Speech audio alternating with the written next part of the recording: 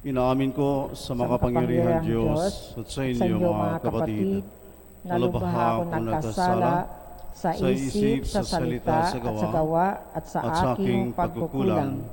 Kaya isinasamo ko sa mahal na Birheng Maria, sa lahat ng mga anghel at mga banal, at sa inyo mga kapatid, na ako'y ipanalangin sa Panginoong ating Diyos. Kaawaan tayo na makapangyarihan Diyos. Patawarin tayo sa ating mga kasalanan at patnubayan tayo sa buhay na walang hanggan. Amen. Panginoon, kaawaan mo kami. Panginoon, kaawaan mo kami. Kristo, kaawaan mo kami. Kristo, kaawaan mo kami. Panginoon, kaawaan mo kami. Panginoon, kaawaan mo kami. Papuri sa Diyos sa kaitaasan At sa lupa'y kapayapaan sa mga taong kinalulugdan niya. Pinupuri ka namin, dinarangal ka namin, sinasamba ka namin, ipinagbubuni ka namin, pinasasalamatan ka namin, dahil sa dakila mong angking kapurihan. Panginoong Diyos, Hari ng langit, Diyos amang makapangyarihan sa lahat, Panginoong Hesukristo, bugtong na anak, Panginoong Diyos, Kordero ng Diyos, anak ng Ama. Ikaw na nag-aalis ng mga kasalanan ng sanlibutan, maawa ka sa amin. Ikaw na nag-aalis ng mga kasalanan ng sanlibutan, tanggapin mo ang aming kahilingan. Ikaw na naluluklok sa kanan ng Ama, maawa ka sa amin. Sapagkat ikaw lamang ang banal, ikaw lamang ang Panginoon, ikaw lamang, O Hesukristo, ang kataas-taasan, kasama ng Espiritu Santo, sa kadakilaan ng Diyos Ama. Amen. Manalangin tayo.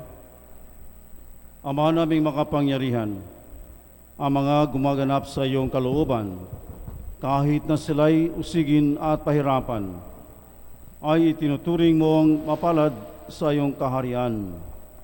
Ang katapatan ng mga banal na martir na sina San Lorenzo Ruiz at mga kasamahan ay mapasaamin nawa araw-araw upang ang paglilingkod sa iyo at sa kapwa-tao ay aming magampanan.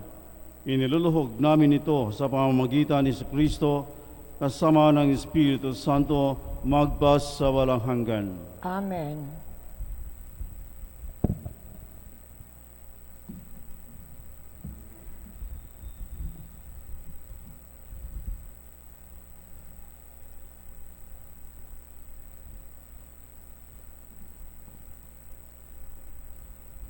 Pagbasa mula sa aklat ni Job.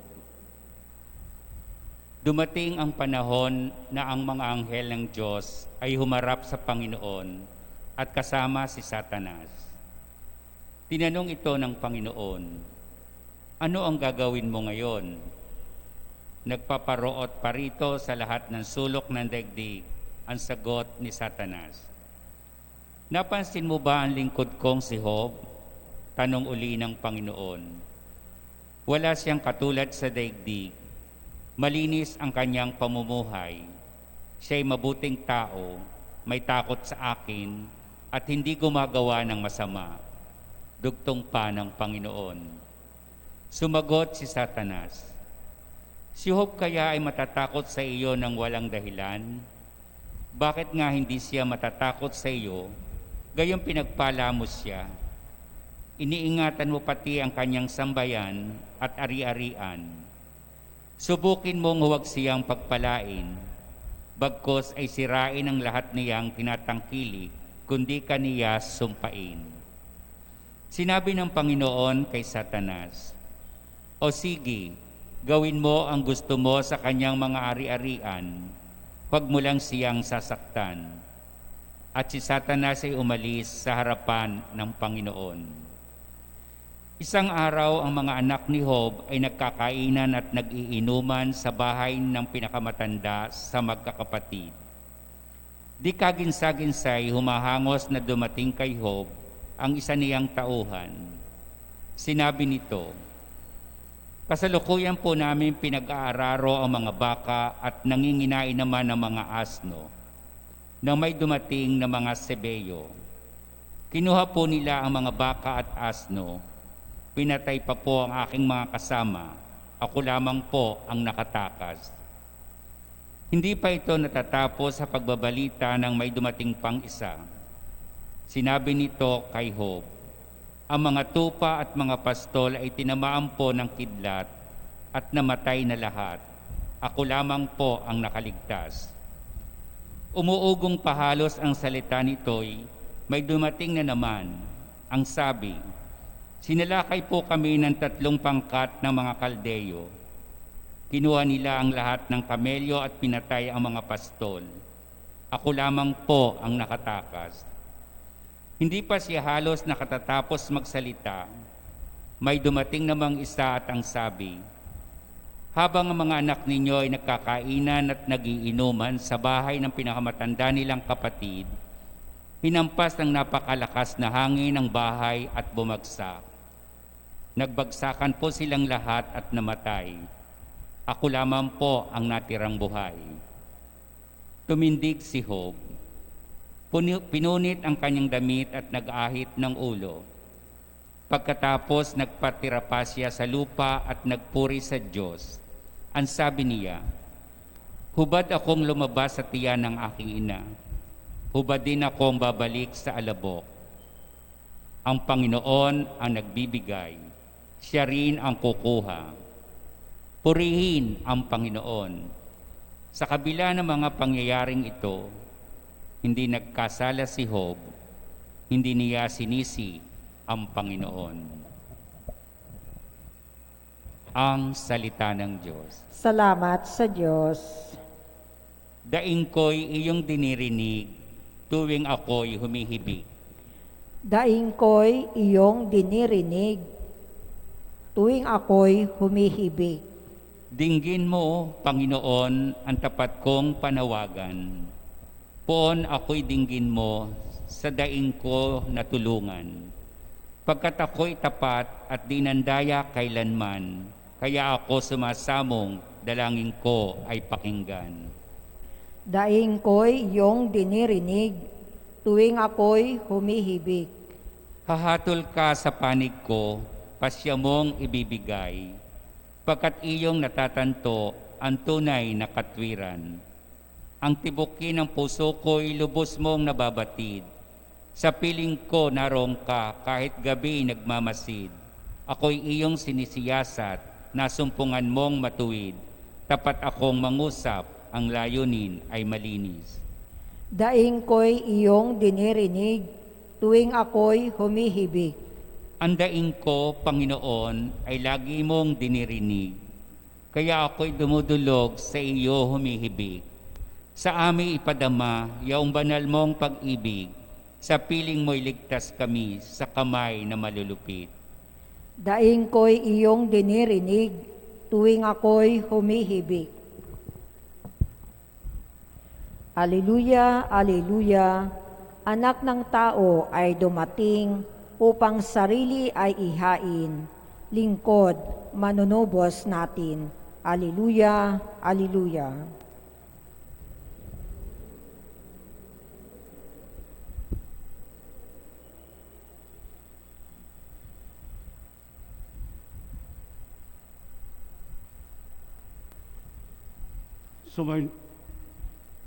Sumainyo ang Panginoon. At sumainyo rin. Ang mabuting balita ng Panginoon ayon kay San Lucas. Papuri sa iyo, Panginoon. Noong panahong iyon, nagtalo-talo ang mga alagad kung sino sa kanila ang pinakadakila. Batid ni Jesus ang kanilang iniisip, kaya tinawag niya ang isang maliit na bata at pinatayo sa tabi niya.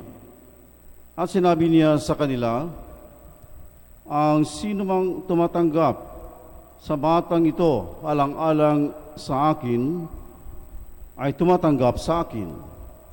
At sino mang tumatanggap sa akin, ay tumatanggap sa nagsugo sa akin. Ang pinakaaba sa inyong lahat ay siyang pinakadakila. Sinabi ni Juan, Guro, nakita po namin ang isang taong nagpapalayas ng mga demonyo sa pamamagitan ng pangalan ninyo. Pinagbawalan namin siya sapagkat siya ay hindi natin kasamahan. Ngunit sinabi ni Jesus, huwag ninyo siyang pagbawalan, sapagkat ang hindi laban sa atin ay kapanig natin. Ang mabuting balita ng Panginoon. Pinupuri ka namin, Panginoong Jesucristo. Ang pinaka-punchline sa ating ebanghelyo ngayon ni San Lucas, Kabanata 9, mga talata 46 hanggang 50, ay ang sinabi niya sa kanyang mga alagad bilang pinaka-mensahe sa kanila.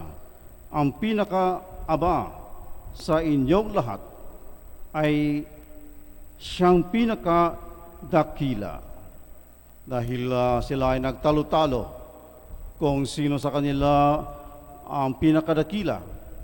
Si Pedro ba, si Juan, si Andres, si Santiago, lahat sila nagtalo-talo. O sino ba sa kanila ang pinakadakila? Sino ang sikat? Sino ang magiging right hand o left hand ng ating Panginoon? Lalo na sila ay nag-asama-sam na si Jesus ay magiging pinuno o magiging national political leader na inaasam-asam nila. Akala nila si Jesus ay magiging pangulo. At kaya, kumbaga, talo-talo sila upang makaposisyon, makapwesto kung sakaling si Jesus ay makaluklok na sa kaharian ng Israel. Ngunit ang panuto ng ating Panginoong Kristo ay talagang kabaligtaran. Ayaw niyang magkaroon ng kanyang mga alagad na mga ambisyoso, mataas ang pride, na naghahangad ng kapangyarihan.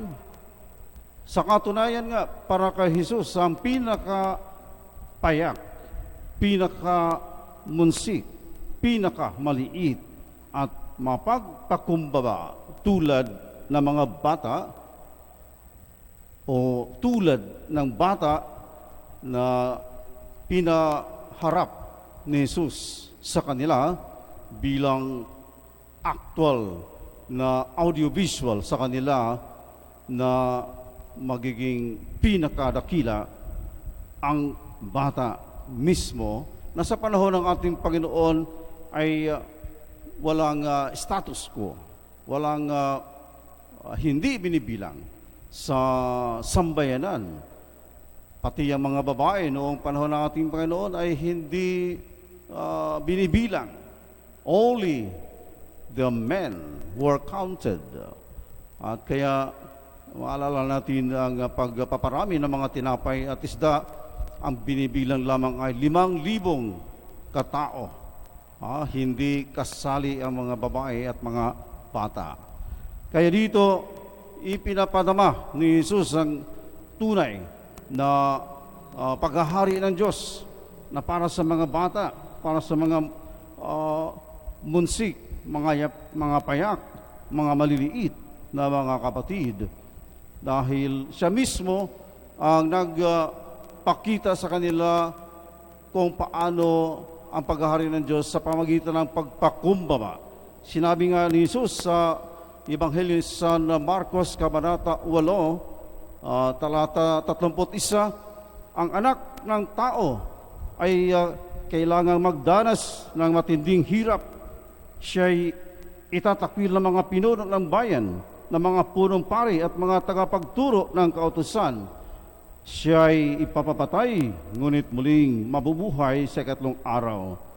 At sa Kabanata 10 sa Ebanghelyo ni San Marcos pa rin, talata 15, sinabi ni Jesus, tandaan ninyo, ang sino mang hindi tumatanggap sa kaharian ng Diyos tulad sa pagtanggap ng isang bata ay hinding-hindi makapapasok sa kaharian ng Diyos.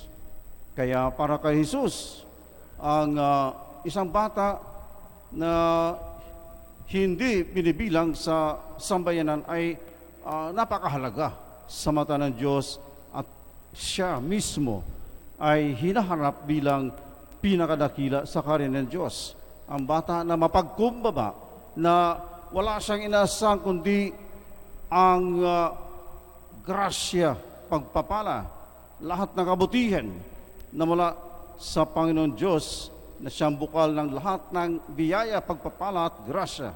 Kaya para sa isang bata ay may kaugalian na siya ay lubos na nananangan kung anuman ang ibinibigay sa kanya ng Diyos. Kaya ang saloobin ng isang katulad ng bata ay tatanggapin niya ang lahat ng bagay bilang handog, bilang isang biyaya at pagpapala at grasya mula sa Diyos Ama.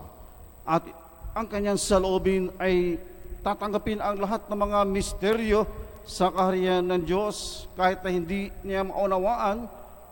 Ang kanyang kababaang loob ay parading umaasa pa rin sa Panginoon Diyos na magbibigay ng lahat ng kagandang loob para sa kabutihan ng tanan, para sa kaligtasan ng tanan. Kaya tayo na mga hamtong, mga may edad na, kahit na tayo ay matured na mga tao, ang pagkatulad ng bata ay ang ugali na tanggapin, paniwalaan ang ebanghelyo, ang mensahe ng Diyos tungkol sa paghahari ng Diyos sa kababaang loob, sa parating pag-asa sa lahat ng mga bagay na ibibigay sa atin ng Panginoon Diyos, kahit ang lahat ng mga pagsubok katulad sa dinanas ni Job. Nagpasalamat pa rin siya, nagpuri pa rin sa Diyos kahit na nawala ang kanyang lahat ng mga ari-arian, nawala ang kanyang mga mahal sa buhay, mga kaibigan. Ngunit tapat siya, nanatiling mapagkumbaba at nananalig sa lahat ng biyaya at grasya na ibibigay sa kanya ng Diyos. Kaya ito ang ating hamon na katulad ni Job, katulad ng isang bata na mapagkumbaba, umaasa lagi sa mga biyaya at grasya, pagpapala ng Panginoon Diyos para sa kabutihan ng tanan at higit sa lahat, kaligtasan sa kaharian sa langit. Amen.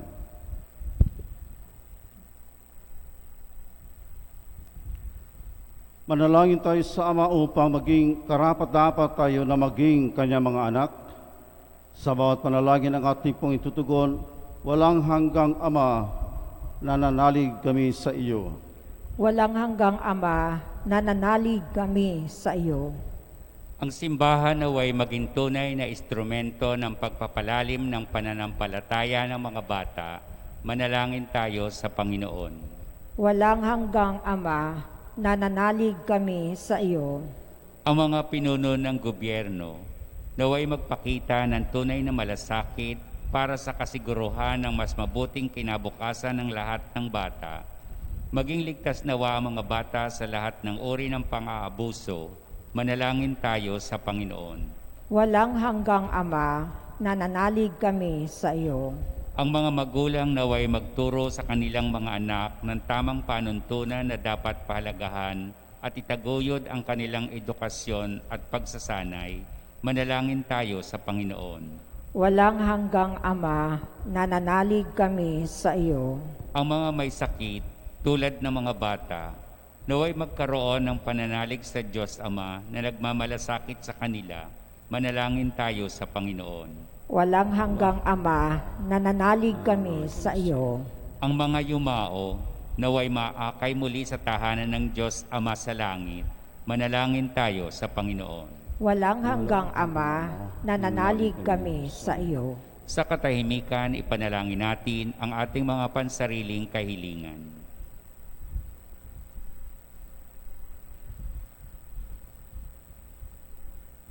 Manalangin tayo sa Panginoon. Walang hanggang Ama, nananalig kami sa iyo. Ama, pakinggan mo ang panalangin ng iyong mga anak na nananalig sa iyo. Bigyan mo kami ng kaloobang tulad ng sa bata, sapagkat para sa mga tulad nila ang iyong kaharian. Hinihiling namin ito sa pamamagitan ni Kristo ang aming Panginoon. Amen.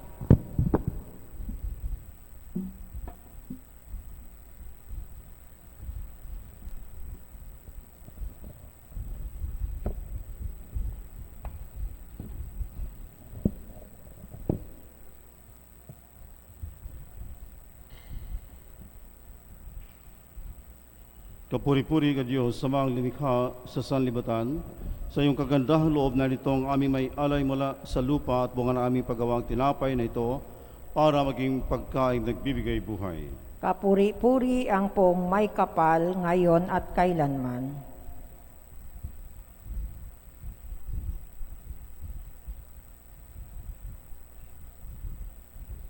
Kapuri-puri ka Diyos sa mga lumikha sa sanlibutan, sa iyong kagandahang loob na ito ang aming may alay mula sa katas ng ubas at bunga ng aming paggawa, ang alak na ito, para maging inuming nagbibigay ng iyong Espiritu.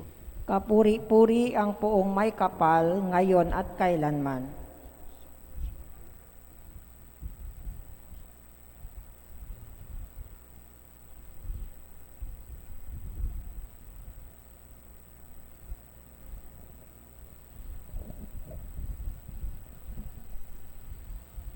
Manalangin kayo mga kapatid, upang ang paghahain natin ay kalugdan ng Diyos amang makapangyarihan. Tanggapin nawa ng Panginoon itong paghahain sa iyong mga kamay, sa kapurihan niya at karangalan, sa ating kapakinabangan at sa buong sambayanan niyang banal.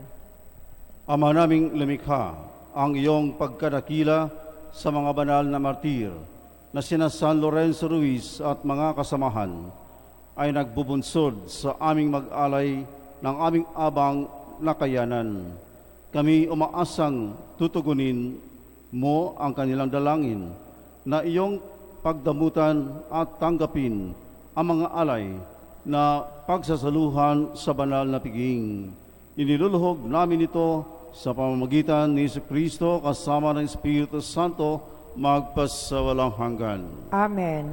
Sumayin niyo ang Panginoon. At sumayin niyo rin. Itaas sa Diyos ang inyong puso at diwa. Itinaas na namin sa Panginoon. Pasalamatan natin ang Panginoong ating Diyos. Marapat na siya ay pasalamatan.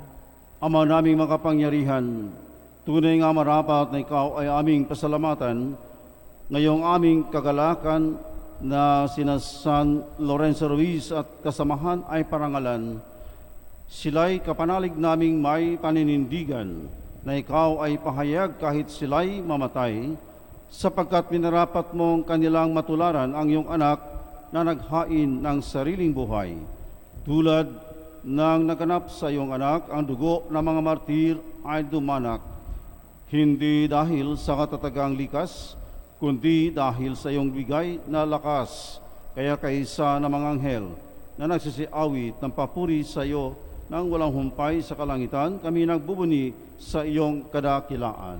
Santo, Santo, Santo, Panginoong Diyos ng mga hukbo, napupuno ang langit at lupa ng kadakilaan mo. Hosana sa kaitaasan. Pinagpala ang naparirito sa ngalan ng Panginoon. Hosana sa kaitaasan. Ama naming banal, ikaw ang mukal ng tanang kabanalan. Kaya sa pamamagitan ng iyong Espiritu, gawin mong banal ang kaloob na ito upang para sa aming maging katawan at dugo ng aming Panginoong Hesukristo. Bago niya pinagtiisan ko sa loob na maging handog, hinawakan niya ang tinapay. Pinasalamatan kanya, pinaghati-hati niya iyon, iniabot sa kanya mga lagad at sinabi, tanggapin niyo lahat ito at kanin. Ito ang aking katawan ay hahandog para sa inyo.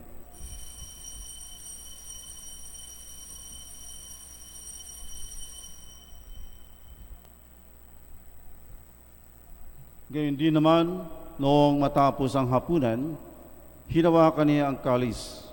Muli kanyang pinasalamatan. Iniabot niya ang kalis sa kanyang mga alagad at sinabi, "Tanggapin niyo lahat ito at inumin. Ito ang kalis ng aking dugo ng bago at walang hanggang tipan, ang aking dugo na ibubuhos para sa inyo at para sa lahat sa ikapagpapatawad ng mga kasalanan. Gawin niyo ito sa pag-alala sa akin."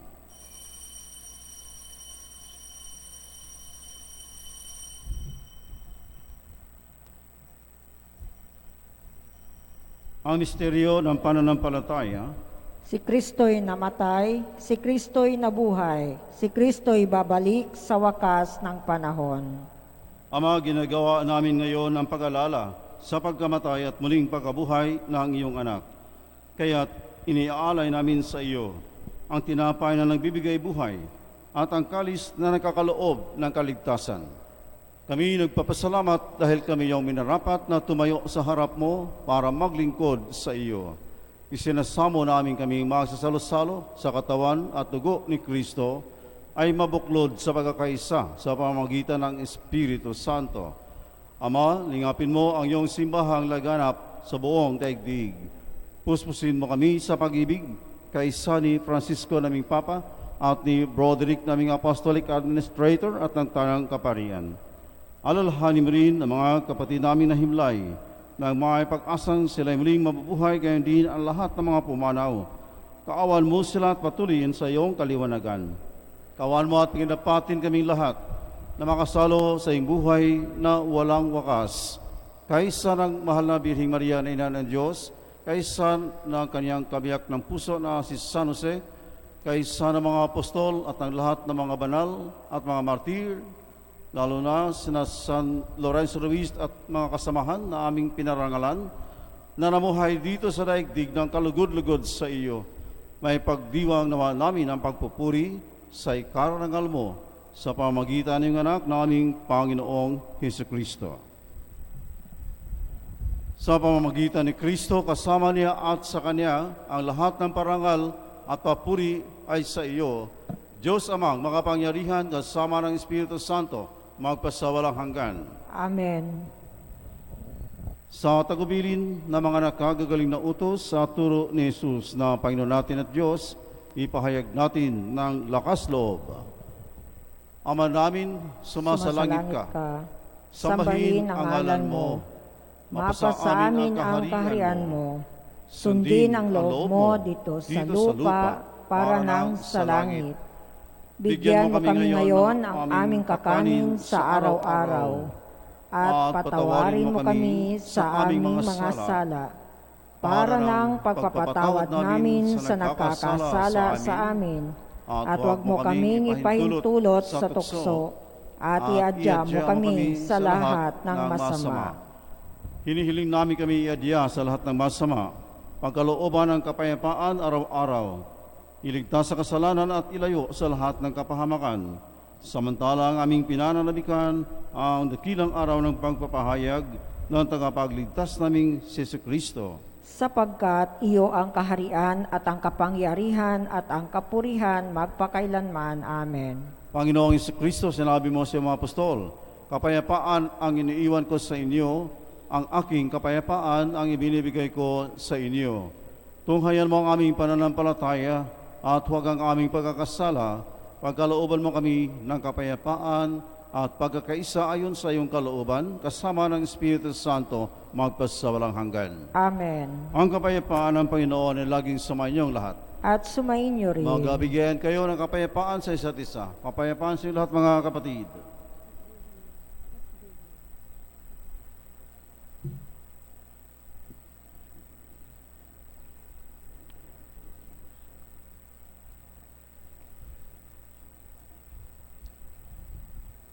Kordero ng Diyos, na nag-aalis ng mga kasalanan ng sanlibutan, maawa ka sa amin.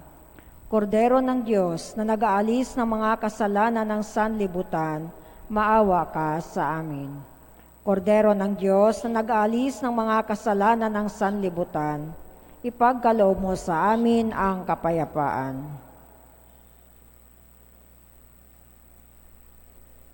Ito ang kordero ng Diyos.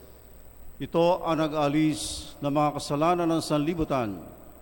Mapalad ang mga inaanyayahan sa kanyang banal na piging. Panginoon, hindi ako karapat-dapat na magpatuloy sa iyo, ngunit sa isang salita mo lamang ay gagaling na ako. Ang katawan ni Kristo. Amen.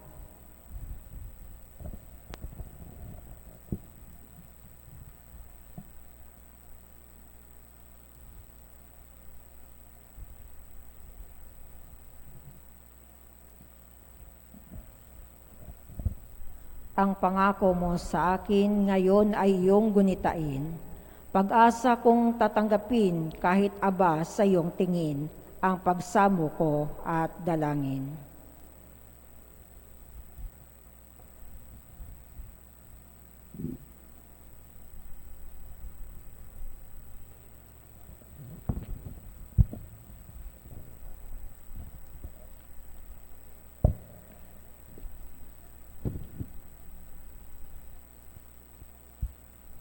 Komunyon Espiritual. Aking Jesus, nananalig akong ikaw ay nananahan sa pinakabanal na sakramento. Mahal kita ng higit sa lahat ng bagay at nais kong tanggapin ka sa aking kaluluwa. Subalit sa sandaling ito, ikaw ay hindi ko matatanggap sa banal na komunyon. Nawa tanggapin kita ng espiritual sa aking pagnanais na ito at pumasok ka sa aking puso. Niyayakap kita na parang naririto ka sa akin at pinagkakaisa ko ang sarili sa iyo. Huwag mong hayaang mawalay ako sa iyo. Amen.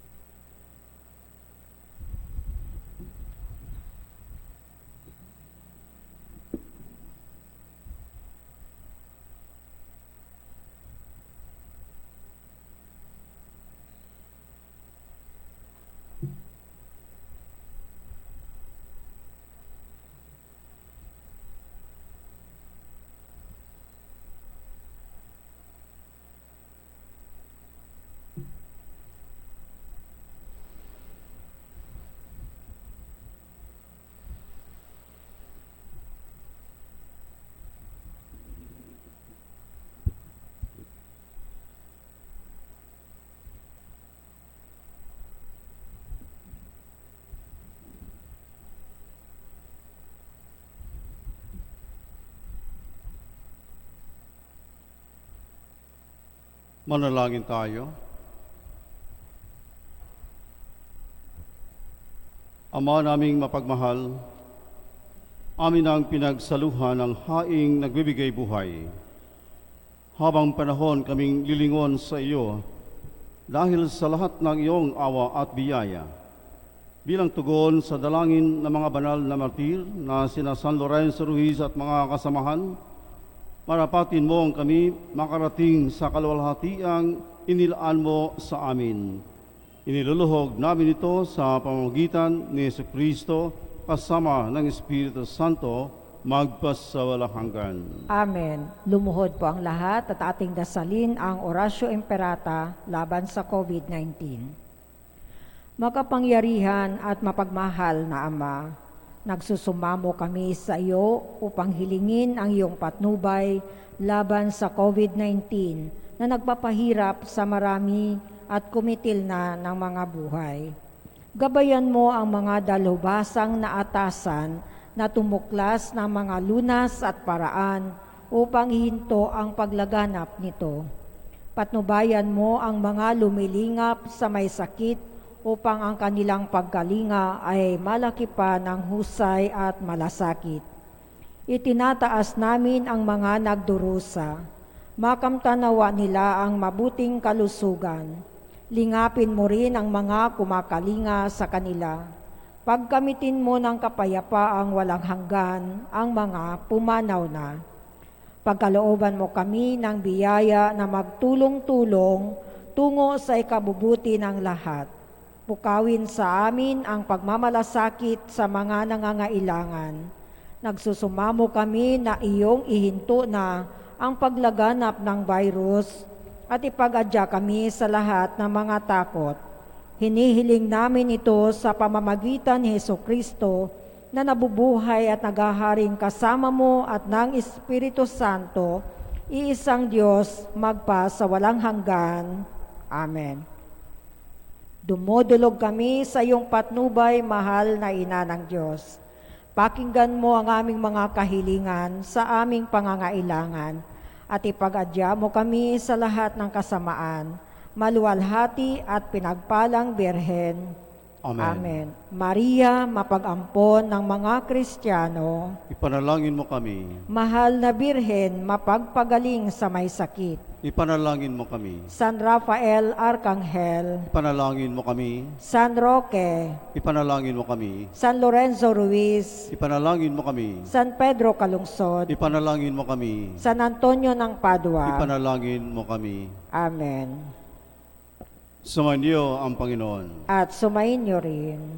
Pagpalain kayo na makapangyarihang Diyos, Ama at Anak at Espiritu Santo. Amen. Tapos na ang misa, pumayo kayong taglay ang kapayapaan upang ang Panginoon ay mahalin at paglingkuran. Salamat sa Diyos. Hail Mary, full of grace, the Lord is with you. Blessed are you among women, and blessed is the fruit of your womb, Jesus. Holy Mary, Mother of God, pray for us sinners, now and at the hour of our death. Amen. Thank you so much and good evening to everyone.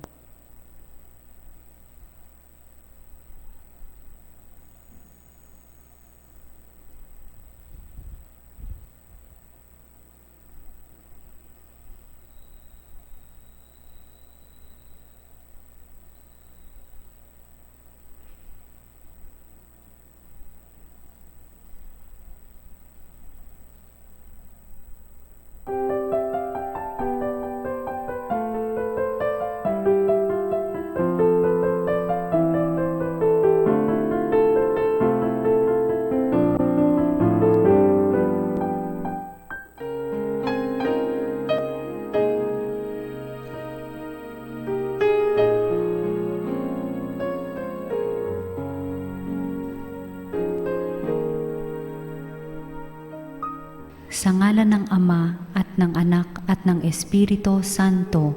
Amen.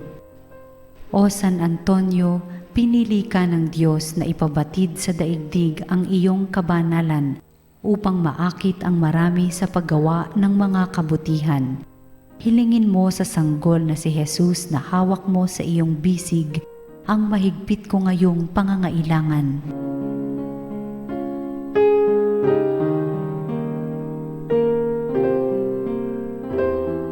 Samahan mo ako sa aking panalangin sapagkat ang dasal ng isang banal na kagaya mo ay dinirinig ng Diyos.